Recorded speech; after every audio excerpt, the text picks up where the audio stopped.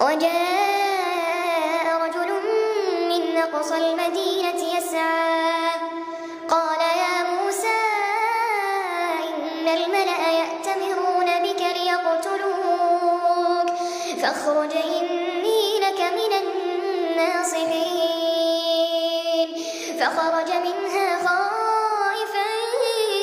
يترقب قال رب نجني من القوم الظالمين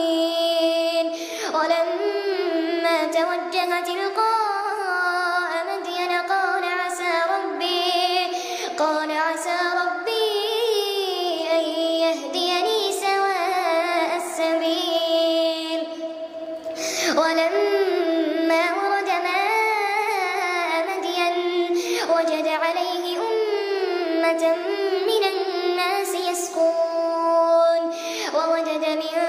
دونهما امرأتين تذودان قال ما خطبكما قالتا لا نسقي حتى يصدر الرعاء وأبونا شيخ كبير فسقى لهما ثم تولى إلى الظل فقال رب إني لما أنزلت إلي من خير فقير فجاءته إحداهما تمشي على استحياء قالت إن أبي يدعوك ليجزيك أجر ما سقيت لنا فلما جاءه وقص عليه القصص قال لا تخف نجوت من القوم الظالمين قالت إحداهما يا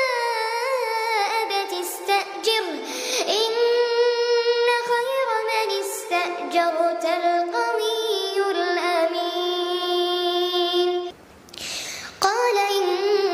إني أريد أن أنكحك إحدى ابنتي هاتين على أن تأجرني 8 حجج فإن أتممت 10 فمن عندك وما أريد أن أشق عليك ستجد